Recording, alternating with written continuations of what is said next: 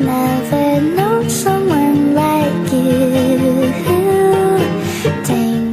Oi pessoal, hoje eu vou falar sobre os capítulos 13, 14 e 15 de o livro Uma Travessia Perigosa. Eu sou a Maria Clara. Eu sou a Sofia. E eu sou a Fernanda. Pessoal, hoje eu vou falar sobre o capítulo 13. O começo do capítulo 13 é um misto de sentimentos em volta de todo o capítulo. Um misto de sentimentos de desconfiança, de medo, de sempre estar indefensiva por parte do nosso protagonista. O capítulo começa com o Garribe acordando num local completamente desconhecido, em que ele não sabe onde ele tá, ele não sabe a algum adulto a que recorrer, ele não sabe o que dizer, como se portar, e quando ele acorda, ele vê uma pessoa que ele desconhece completamente, que é uma enfermeira que ajuda ele em tudo.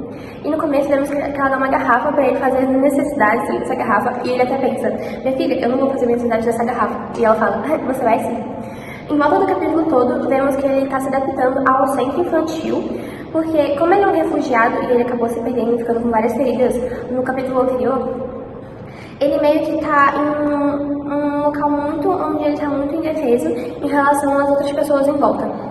Vemos que ele fala com o Mohad, que é como se fosse um amigo muito próximo, tipo assim, todo mundo queria ter, que ele é bom de conversar, que ele é uma pessoa para se confiar, e Garribe vai se abrindo aos poucos no capítulo com ele, e a gente pode ver isso com os pensamentos dele, com os sentimentos que ele expressa no capítulo. Também vemos que ele vai para a secretaria e a mulher fala que a mulher dá um balde para ele fazer tudo o que ele precisa, para ele pegar roupas, para ele comer, para ele tomar banho, para ele fazer tudo. Literalmente, ele tem um balde e um sonho. No final do capítulo, vemos que ele encontra uma pessoa completamente desconhecida no refeitório onde ele está. E vemos que essa não é uma pessoa desconhecida, é Safar. Mas agora o resto vamos ver no próximo capítulo.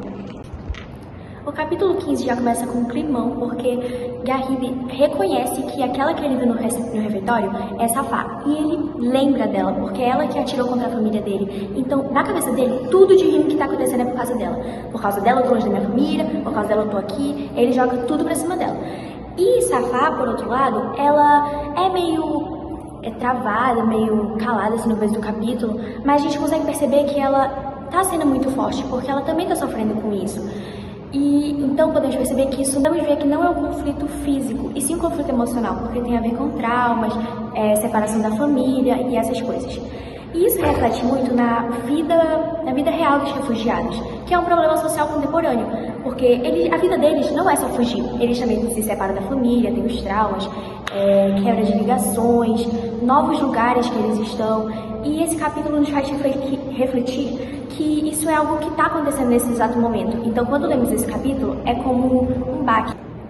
As minhas impressões do capítulo é que no começo deu dó dos dois, porque eles dois estão sofrendo, cada um do seu jeito. E nos faz refletir também que às vezes nem todo conflito é como do lá fora. Às vezes são relações com as pessoas do nosso lado. Então, eu só queria que eles se reconciliassem logo, que eles conversassem, cada um entendesse o seu lado, porque dá pra perceber que eles se importam um com o outro, só que não sabem bem como se expressar. E agora eu vou passar pra Maia pra ela continuar no capítulo 15. No final do capítulo 14, Garribe e Safar começam a se entender com uma conversa. E no capítulo 15, vemos isso de maneira mais forte, com eles se entendendo, parando de fazer meio que discussões bobas e tendo um lado de maturidade do lado dos dois. Ao longo do capítulo, vemos que Garribe vai numa tenda para cortar o cabelo dele e o cabeleireiro fala, você quer cortar curto mesmo? E ele quer cortar muito curto. E vemos isso depois que a cuidadora deles pergunta, nossa, você tem cabelo curto, como sua família vai te reconhecer assim? E ele fica simplesmente paralisado, porque ele não tinha pensado em momento nenhum nisso.